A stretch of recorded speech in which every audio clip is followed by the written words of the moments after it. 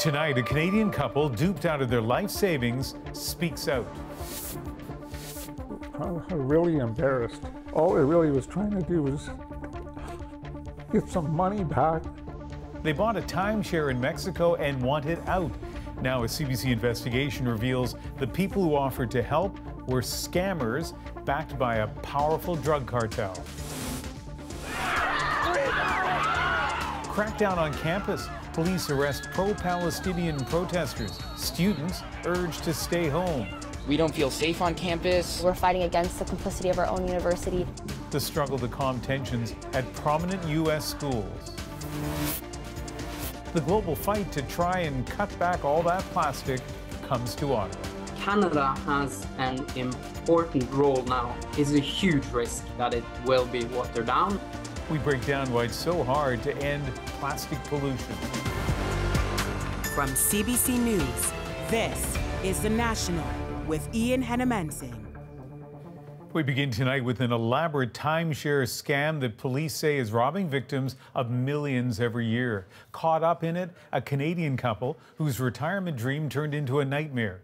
They wanted to get rid of their timeshare in Mexico, but the offers to help them sell were a scam. And the group behind the fraud, a violent Mexican drug cartel trying to expand its criminal network by targeting seniors. Police say some victims are too embarrassed to come forward, but a Canadian couple is speaking out to CBC News. They told our Jonathan Gatehouse how the scam cost them hundreds of thousands, their home, and their marriage. Do you want to pass me some of that stuff in that tray? Rod Pratt and Diana Paquette are boxing up in the midst of a financial maelstrom. Deep in debt, forced to sell the house, they're getting a divorce after 16 years. The couple's troubles all linked to one snap decision. We made a purchase that wasn't the smartest thing to do. The timeshare in Mexico's Nuevo Vallarta came with instant regrets. Hidden fees and extra charges left them unable to afford their vacation weeks. So when the phone started ringing with unsolicited, generous offers to buy them out, it seemed like a godsend. And all that was needed were a few upfront payments. Yeah, well, they have like these fees and stuff they want anywhere from, I don't know, maybe $1,500 US to $10,000. Small amounts that added up to nearly $200,000 by the time Pratt finally realized he'd been scammed. Who's behind it? One of Mexico's biggest drug gangs, according to the FBI and U.S. government, the ruthless Jalisco New Generation cartel. The take from timeshare owners hardly compares to running fentanyl and cocaine, but this cartel expert says Jalisco has been busy diversifying, seeking new revenue streams to underwrite its ever-expanding criminal empire. The more employees you have, the more money you need to pay them. These are business enterprises, and they operate largely with that rationale, thinking, how am I going to maximize income and minimize costs? What really sets this phone fraud apart is the backstory. Fake websites for U.S. lawyers and brokers, official-looking forms and contracts, even follow-up calls from purported investigators offering to help recover the funds. The information that is provided looks real, looks accurate. Unless you're familiar with timeshare law in Mexico, it's very likely that you would believe that information. For their part, Paquette and Pratt have given up hope of ever actually selling the timeshare. I'm really embarrassed. So, all I really was trying to do was get some money back for my wife and for my life. Jonathan, the impact of this scam clearly devastating. That's right, Ian. And what fuels all this is desperation. Many of the people that buy timeshares are really unhappy with their decision. There are lots of extra fees and charges, and the contracts are almost impossible to get out of. The one this Edmonton couple signed lasts for 100 years, so people are ready to clutch at straws.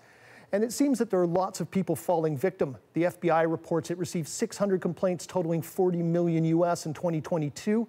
We don't have similar numbers for Canada. And of course, many people will never make a complaint because they're embarrassed. But by some estimates, this scam is taking in hundreds of millions of dollars each year. Jonathan Gatehouse in Toronto. Toronto's chief of police is walking back comments he made after the acquittal in a high-profile murder case. Just 48 hours ago, he said he was hoping for a different outcome after Zameer was found not guilty of murdering a police officer. As Chris Glover shows us, the chief's comments led to questions about his view of the justice system. Hoping to focus on an effort to hunt down Canada's most wanted. Instead, Toronto's police chief unable to escape lingering questions. Did your officers lie on the stand, and was there any collusion? Well, again, it's completely inappropriate for me to comment on that at this stage. The chief calling in Ontario's provincial police to investigate 3 officers' testimony at Zameer's murder trial. Sunday, Zameer was acquitted in the death of a Toronto police officer back in 2021. The officers testified Zameer deliberately ran down Detective Constable Jeffrey Northrup, but Zameer testified he sped away in fear when plainclothed officers didn't identify themselves and started banging on his car. Other evidence showed Northrup was already on the ground when he was hit. The trial judge warning the jury the officers' stories didn't add up and they may have lied and colluded. What we are seeing come out of this case calls for more than just a review by another police force. The Canadian Civil Liberties Association concerned about pressure from police investigating police, just as it was concerned about pressure forcing the trial to move forward in the first place. We believe this was an intentional and deliberate act. Pressure back in 2021 that came not just from police but political leaders, including Ontario's premier, who called Zameer's release on bail unacceptable. At that time, I had limited information. The courts have decided, the jury decided, and you have to respect the justice system. Yet even as Zameer was acquitted on Sunday, I share the feelings of our members who were hoping for a different outcome. The chief was criticized for undermining the verdict. And let me be crystal clear. I support and accept the verdict of the jury. Now trying to restore faith, just as he hopes investigations stemming from the trial will too. Chris Glover, CBC News, Toronto. It was a day of arguments and revelations at Donald Trump's hush money trial. It started with the prosecution pushing to have Trump found in contempt and fined for violating a gag order against him. I think it's a disgrace. It's totally unconstitutional.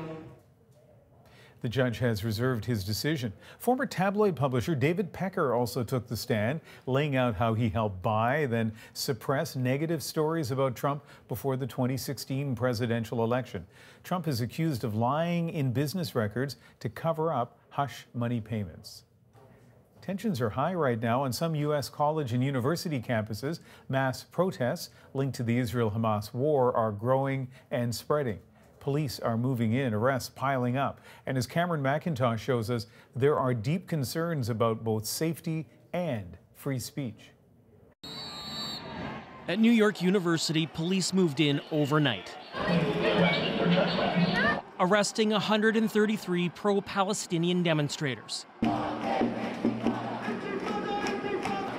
By morning, calls for intifada, a rise against occupation, demonstrators staging a school walkout. We want to see an acknowledgement from our university that there is a genocide happening. One of several campus demonstrations spreading across the U.S. Free, free, free Palestine! In support of pro-Palestinian demonstrators at New York's Columbia University, officially protesting the school's academic and financial ties with Israel. About 100 were arrested last week. The school says there have been reports of vandalism and discrimination against Jewish faculty and students. We don't feel safe on campus. Isra Hirsi was arrested last week. We're fighting against the complicity of our own university. All sides seem to agree the school is failing to balance safety with free speech. Yale also saw arrests, as did Berkeley and California State. Politicians, Republican and Democrat, calling for cooler heads. People need to find their humanity. These university presidents across the country step up and provide a safe space for all students. With so much tension over the war in Gaza, it's not clear how that will happen. In New York City, the mayor says it's not just students police are dealing with. There are people who come, have nothing to do with the issue, and they want to aggravate. At NYU, plywood now blocks the plaza where demonstrators were arrested. At Columbia, students are tense. I'm definitely concerned about graduation. For many schools, this week brings the end of the spring semester. With it, hope. The debate, demonstrations, and division will move on. Cameron McIntosh, CBC News, Winnipeg. Another step forward for Baltimore as it works to recover from last month's bridge collapse. A new, deeper channel is set to open for ships deemed commercially essential. The channel is expected to open Thursday, allowing a handful of ships that have been stuck in Baltimore's port to get out and others to get in. Crews are still working to pull the rest of the wreckage out of the water. 5 people, including a child, drowned trying to cross the English Channel. 14 migrants have died on the waterway so far this year. As Barnes Stewart shows us, the UK government is turning to a controversial policy to try to deter people from attempting the journey, deporting them to Africa. More than 100, I'd say, migrants. The chaotic, turbulent moments before an inflatable boat crammed with 112 migrants was launched off the coast of France. So they're letting off firecrackers. A BBC crew reported as smugglers waved sticks and police stayed back. The overloaded boat set off but came to a stop a few hundred meters off the coast. The migrants who did get onto that boat are in trouble. A group fell into the water. 5 died, including a 7-year-old girl. Dozens were rescued, but nearly 60 others continued on towards England. Since the start of the year, more than 6,000 asylum seekers have arrived on the coast. Obviously, the death toll continues to rise in the Channel. The deterrents aren't working. Now the UK government insists it has a plan that will, by deporting illegal immigrants who arrive in the UK to Rwanda. It struck a deal worth hundreds of millions of dollars. In return, the East African country will allow migrants to try and claim asylum there. The government vows the planes will start taking off this summer. And there's nothing compassionate about allowing the current system to continue. That's what I believe, and that's why I'm determined to do everything I can to stop the boats. After a late-night session, a divided parliament approved the contentious plan. We will continue to argue that we don't think it's the right approach. The UN Human Rights Office says the plan seriously hinders the rule of law and sets a perilous precedent. We have heard some noises from other countries that they're watching this and that they might intend to follow it. The government says it has already secured the flights to go to Rwanda, but some advocacy groups say they'll continue to try to fight this plan, including by putting public pressure on any airlines involved. Briar Stewart, CBC News, London. The Israeli Defense Forces ordered a new evacuation in northern Gaza. Residents in Beit Lahia, a city of about 90,000 people, have been told to move to 2 designated areas. The IDF is now calling the region a dangerous combat zone. This as Israel remains steadfast in its plans for a ground offensive in the southern city of Rafah, where about 1.4 million people are currently seeking refuge. And new accusations tonight from Palestinian authorities that hundreds of bodies have been discovered in mass graves at 2 major hospitals following IDF operations. They say some of those bodies were found with their hands bound. The United Nations Human Rights Chief is calling the reports horrific, adding this could be a violation of international law. The Israeli military says all of these claims are baseless. Prime Minister Justin Trudeau says people in Saskatchewan will keep getting their carbon tax rebates even though their province is refusing to collect the tax. Marina von Stackelberg shows us the latest move in the fight between Ottawa and the province. On a visit to a province defiantly breaking the law, the Prime Minister says Saskatchewan's residents won't be punished. The Canada carbon rebate checks going to families in Saskatchewan will not be impacted by the government of Saskatchewan's decision. Under federal law, provinces must collect the carbon tax on home energy bills and send the money to Ottawa. For nearly 2 months, Saskatchewan has refused. Trudeau says there will be consequences. The Canada Revenue Agency has ways of ensuring that money that is owed to them is eventually collected. His environment minister echoing that residents shouldn't bear the costs. They won't be penalized because their Premier Scott Moe, is playing politics with climate change. It's the latest escalation between several premiers and the federal government, fueled by a decision Ottawa made last fall to exempt home heating oil from the carbon tax. Some provinces say that's not fair, since many of their residents heat with natural gas. The Saskatchewan government even went so far as to make itself responsible for energy distribution to protect its crown corporation, Sask Energy, against any legal action from Ottawa. I don't feel worried. I think, we've done everything that we can to first and foremost protect the people of Saskatchewan so that they aren't paying an unfair carbon tax on their home heating. A sign of the strained relationship as the two leaders held separate news conferences. We were notified yesterday, no opportunity for a meeting. They weren't able to organize a meeting right now. That's fine. It's not clear exactly how the Canada Revenue Agency would go after Saskatchewan for refusing to collect the carbon tax. But breaking the law can come with fines and even jail time. Marina von Stackelberg, CBC News, Ottawa.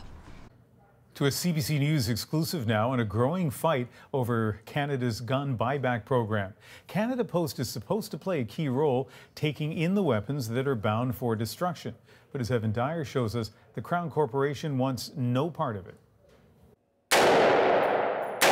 4 years after announcing a massive gun buyback program that the government said was aimed at getting military-style weapons off the streets, a potentially major setback. Canada Post, which was supposed to collect the banned firearms, now says it wants no part in the process, citing safety concerns. We don't really understand their safety issue, and we hope that Minister Duclos will be able to go further in his discussion with Canada Post to have another answer. We don't take no for an answer. Canada Post has declined to comment, as has the union that represents postal workers. But sources told Radio Canada that the post office is worried about the safety of employees. Shooting range owner Pierre Farron says this potential delay is hurting his business and his customers who are waiting for compensation. These guns are done, he says, can't be used or given to anyone else. I can't do anything with them. They just sit here gathering dust. One reason for turning to Canada Post in the first place is that police chiefs have made it very clear they don't want to be involved. There has to be something that gives. And is that going to mean that we don't respond to that mental health call, the person in crisis in the middle of the street, because police officers are now tied up going to pick up guns that are no longer legal to possess? Also, 4 provinces have said they don't want to participate in the buyback. It will happen. Jean-Yves Duclos is the minister responsible for Canada Post. He's not closing the door on this deal just yet. So it will be a partnership of organizations that will be able to collect, to transport and to destroy these firearms. In total, the government is hoping to get 144,000 guns through this program, and it aims to have a firm plan in place by 2025. Evan Dyer, CBC News, Ottawa. There are growing calls in British Columbia to scrap a 3-year pilot program that decriminalized certain illicit drugs. Decriminalization of drugs clearly is not working. The mounting concerns over public safety, next. Plus, were Canadian athletes robbed of medals at the Tokyo Olympic Games? It's a terrible train wreck about to happen in Paris if we don't get to the bottom of this. Growing outrage over a doping scandal. And later, a dramatic highway rescue. Such an inspiring thing to see so many strangers come together for someone. The moment strangers pulled a man from a burning vehicle. We're back in 2.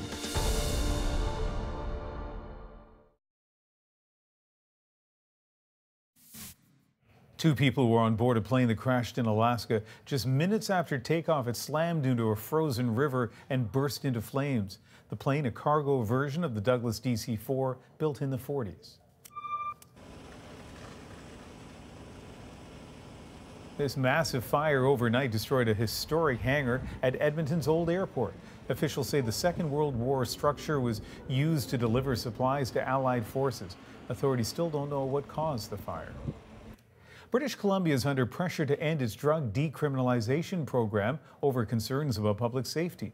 The pilot's supposed to last 3 years, but as Tanya Fletcher explains, less than halfway through its run, support is waning.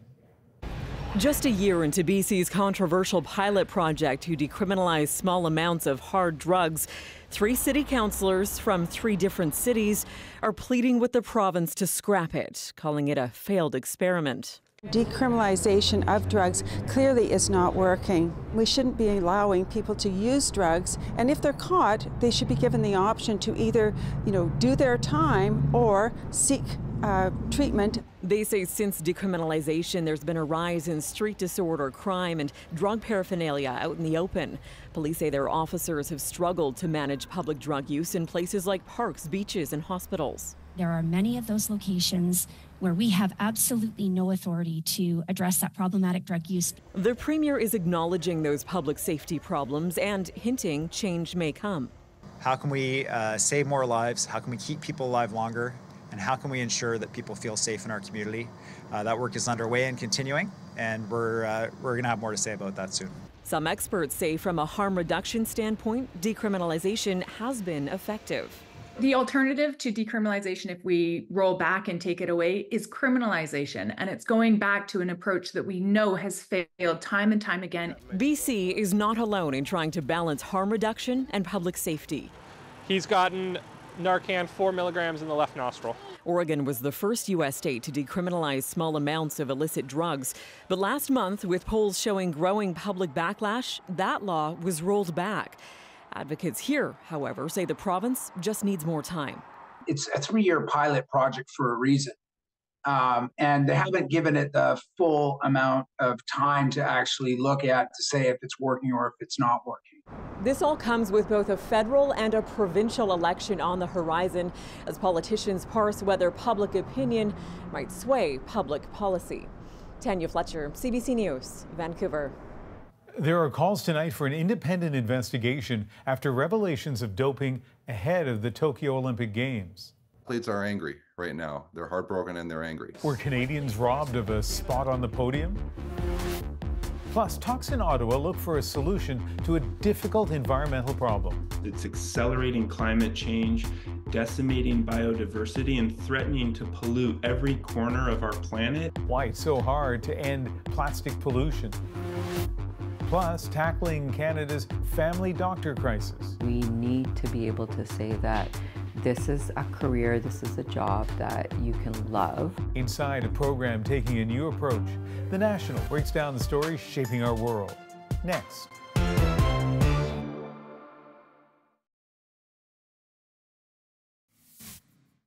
Tesla is reporting a 9% dip in revenue in the first quarter. This comes as the company is beginning to cut 10% of its global workforce, all amid a massive drop in share prices. Today, Tesla said it plans to produce a lower-priced vehicle. A new doping scandal in sports has surfaced just a few months before the Paris Olympics. It involves 23 swimmers from China and the use of a potent performance-enhancing drug. Sarah Levitt has more on the controversy and calls for reform. China was slightly faster than Canada. The race had Canadians on the edge of their seats. The women's 4x200 freestyle relay final at the 2020 Tokyo Olympic Games. China's got a lead. With China, the U.S., and Australia just ahead of them, the Canadian women missed out on a medal. But now those results and others are being called into question. Doch einige Zeit später. Investigations by German broadcaster ARD and the New York Times found 23 Chinese swimmers tested positive for the same banned substance 7 months before Tokyo. They were all staying at the same hotel. The athletes were reportedly cleared by top Chinese officials who say they returned to the hotel 2 months later and found traces of the drug in the kitchen. China claiming this proves the swimmers were inadvertently contaminated. The World Anti-Doping Agency did not intervene or publicly report the incident. Chinese officials say the reporting is false. And WADA? At every stage, WADA followed all due process and diligently investigated. As an athlete, what's it like hearing what's happening now? Athletes are angry right now. They're heartbroken and they're angry. Brent Hayden has been called Canada's fastest swimmer. He competed in 4 Olympics, including Tokyo, before retiring. An opening of a Pandora's box, because if athletes are allowed to just claim food contamination, what's going to stop other athletes from using the same excuse. Others are calling for an independent investigation. It's a terrible train wreck about to happen in Paris if we don't get to the bottom of this and have major reconstruction at the World Anti-Doping Agency. Many worry without trust in the global authority on drugs in sports, athletes may not be meeting on a level playing field or a clean one. Sarah Levitt, CBC News, Montreal. Now it's time to dig deeper into the stories shaping our world. With doctors and students fleeing family medicine, this school prepares them for the worst. Oh, we hear about burnout all the time. But first, taking aim at the world's addiction to plastic. You were there to buy vegetables and you end up with a lot of plastics. Ottawa is hosting a conference to come up with a plan. Less plastic produced and less plastic used. But certain countries and companies are hard to convince. It's a huge risk that it will be watered down. Our international climate correspondent Susan Ormiston is covering that Ottawa conference, where she's even heard a warning that plastic is raining down from the skies. They call it the Garbage River in Guatemala, clogged with plastic waste and sewage, eventually finding its way to the Atlantic Ocean. Plastic pollution is the world's resilient scourge, and it's growing, predicted to nearly triple in the next 15 years in our rivers, lakes, and oceans. It's accelerating climate change, decimating biodiversity, and threatening to pollute every corner of our planet. You might think you're virtuous, dutifully recycling what you buy, but truth is, we're all awash in plastics. Citizens and consumers are tired for being blamed by the plastics industry or by governments for this problem. Many are trying to do their best, but it is actually very hard to go to the supermarket without ending up with a lot of plastics that you didn't want to buy. No matter our efforts, only 9% of plastic has ever been recycled. So with the problem piling up and up, why is it so hard to end plastic pollution? To try to answer that, we're here in Ottawa, where over 4,000 delegates from over 175 countries are trying to hammer out a binding global treaty to end plastic pollution. Stewards of this land. They're on deadline to get the treaty sealed by the end of this year. This process is really a once-in-a-generation opportunity to end plastic pollution. It's a historic process. The stakes are really high. It is so decided.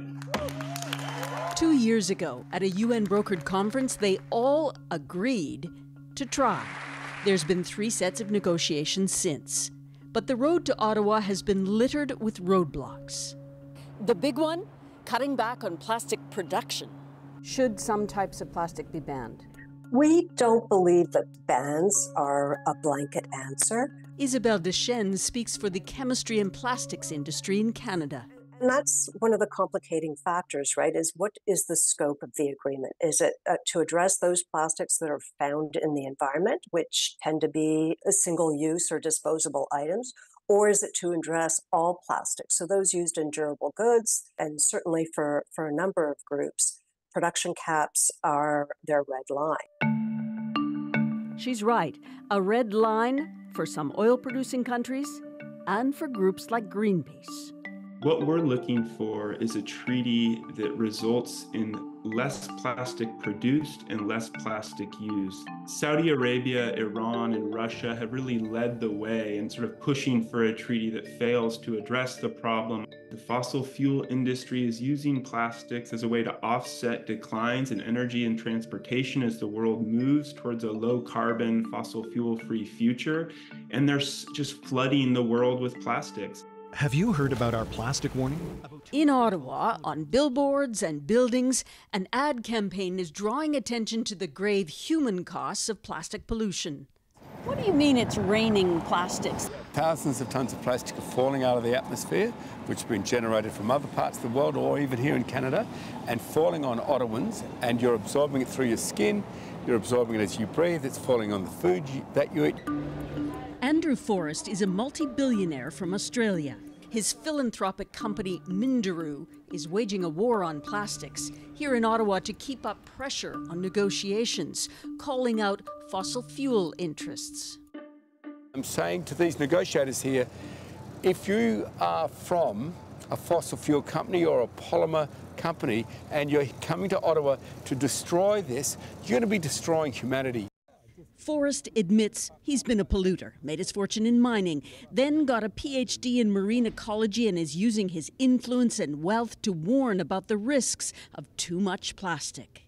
We're not here to just decimate the world, and right now plastics are decimating the world and we have to stand up to it. It is so hard to end plastic pollution.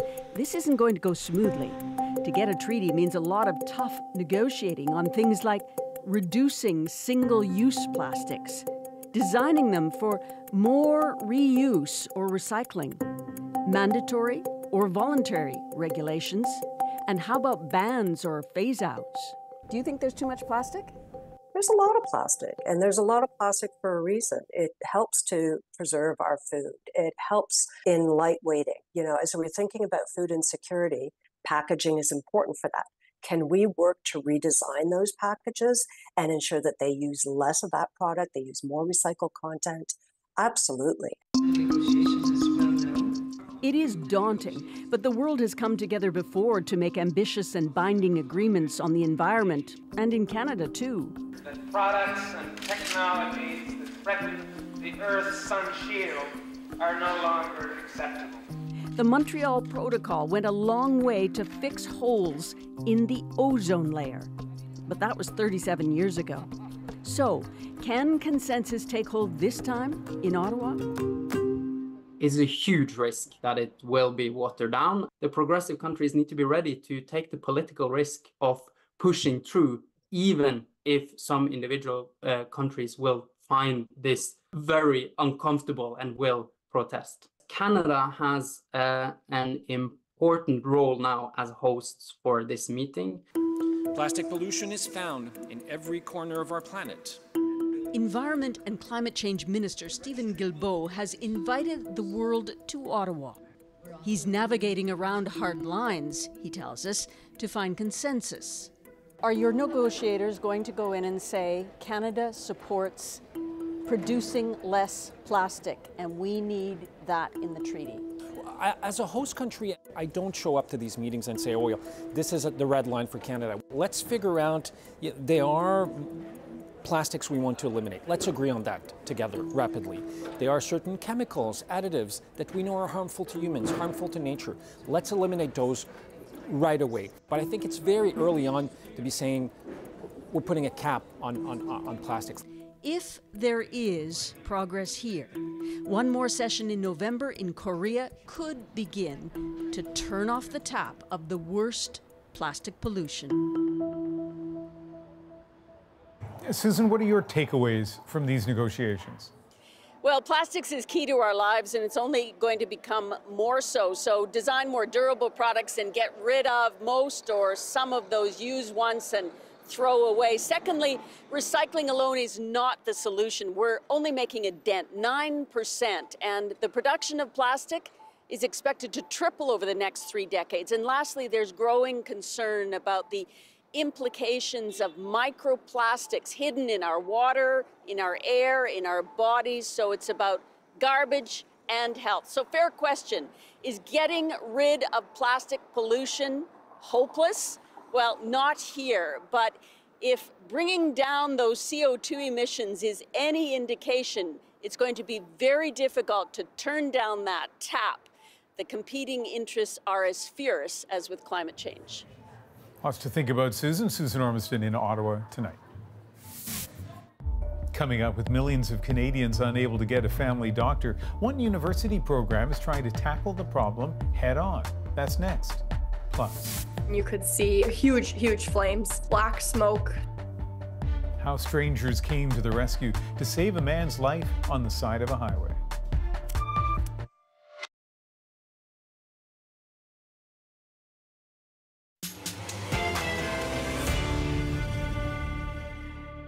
Here's one reason you can't find a doctor. We made the difficult decision to say goodbye to 1,000 patients. The grueling profession is driving away older pros and young blood. 19 hours a week on administrative work. 19 hours. How do you manage burnout? One school is focused on turning out doctors who will stay the course. Nick Purton breaks down why family doctors are quitting and the efforts to fill their ranks. In the past, you've always had normal pressure. So let's just make sure it stayed that way. I am burnt out. I am emotionally, physically, and financially exhausted. It's no secret that family medicine in Canada is in crisis. More than 6 million Canadians don't have a family doctor. And here's the thing. Not only are some family physicians closing their practices, but more and more medical students are choosing not to go into the field in the first place. It's as if nobody wants to do the job anymore. Dr. Fanwa Meng has about 1,000 patients in Mississauga, Ontario. I think I was born to be a family doctor. There's nothing else I ever wanted to be other than a family doctor. 128 over 78, it's normal. That's great. Every day you make a difference, all right? People come to you, they're sick, but they're also scared. You're not just relieving their pain, you're also relieving their anxiety. Okay? Thank you so much. You're welcome. But this spring, after 21 years, Dr. Meng is closing her doors. It's so difficult, I can't even begin to explain what it's like to say goodbye to people that you've known for more than 20 years every 15 minutes. They say I'm like a family member. They say they were hoping I would be their last doctor. One of the main reasons Dr. Meng is closing, and what many family physicians complain of, is the paperwork they say is out of control. And I'm on this computer till midnight every night, all day Saturday, all day Sunday. The work never stops. Even if you go on vacation, you're taking your computer with you. So we made the difficult decision to say goodbye to 1,000 patients who now I've left orphaned because I cannot physically, mentally, or financially sustain my practice. It is estimated that family doctors are spending 19 hours a week on administrative work. 19 hours. So if you break that down, that's almost 2 full working days. The family medicine crisis is the reason Queen's University and Lakeridge Health have started a brand new training program. They're trying to solve the family doctor shortage, and we got access to their first ever class. Assistant Dean Dr. Alan Grill doesn't sugarcoat the situation to the students. Why are people saying that there's a family medicine crisis right now, both in Ontario and in Canada? People don't have access to primary care providers. Right. So the less providers that we have, the longer people wait for services in the healthcare system that they need, right? In the middle of this crisis, you might wonder who would want to start the long road to becoming a family doctor. Well, everyone here. These students in their first year of medical school have already committed to family practice. That's one of the unique things about this program. It selects students who want to be family doctors. Meet Hafsa Sheikh. Oh, we hear about burnout all the time. We hear about being the level of compensation not really matching the inflation at the moment. So there are a lot of concerns that are raised. It can be a little bit scary. Hello. Hello. My name is Hafsa. I'm a first-year medical student at Queen's. Is it okay if I conduct a physical exam on you today? Absolutely. Hafsa's reason for wanting to be a family doctor goes back to when she was 16 and had just arrived in Canada. The biggest reason for me to pursue family medicine was my family physician. It was like a godsend because I never had anyone that I could talk to even. So to meet him and to sort of be vulnerable and talk about those things that were concerning me, I think that was incredibly inspiring. Does it hurt when I push down when it comes down? Hafsa doesn't just have inspiration on her side. She says she chose this program because it was designed with the current crisis in mind.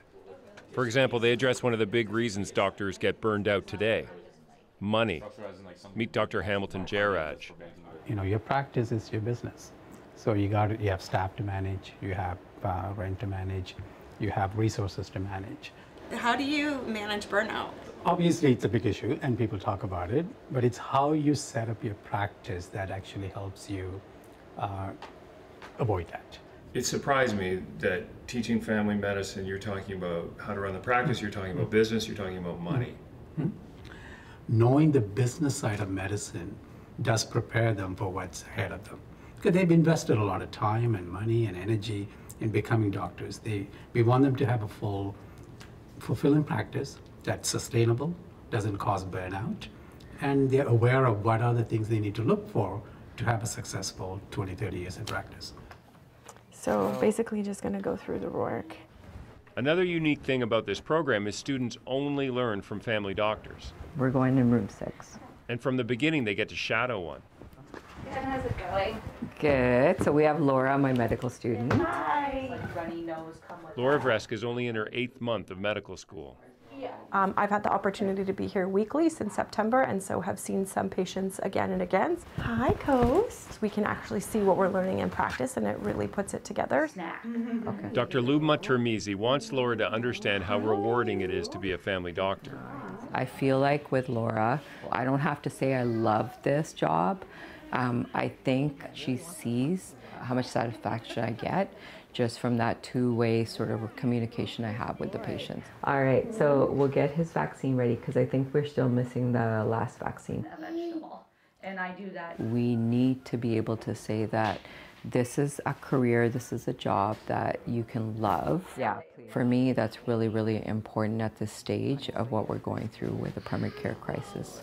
I did just change it. By showing Laura her passion, it's as if Dr. Termizi is fighting for the very survival of her profession. We can all argue about what are some of the challenges that are facing family doctors, but at the end of the day, this is all about the patient, right? Who's going to look after the patient? With all the challenges facing family doctors today, I wanted to ask Dr. Grill how much of a difference his program can really make. You can prepare students all you want, but if the challenges still exist on the outside when they leave, how is this a solution?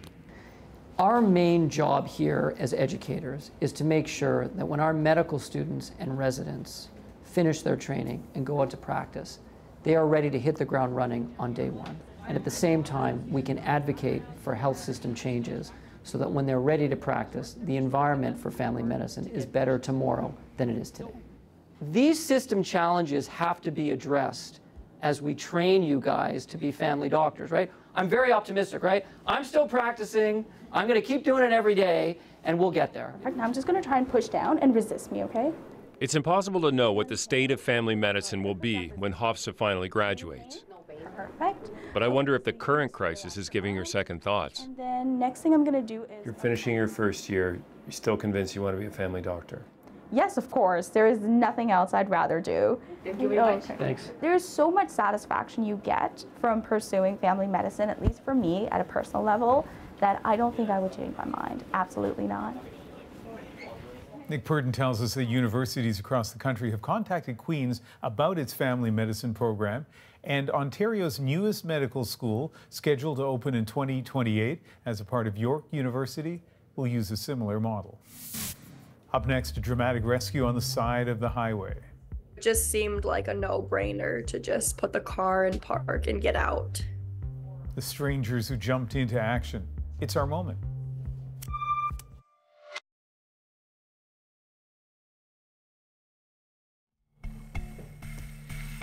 Those are two men trying to hoist a driver out of a burning vehicle after he crashed on the side of a Minnesota highway.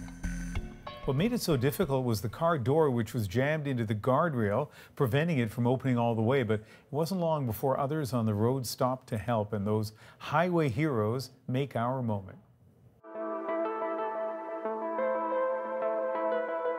I got onto the I-94 and I happened to see a car that was in flames.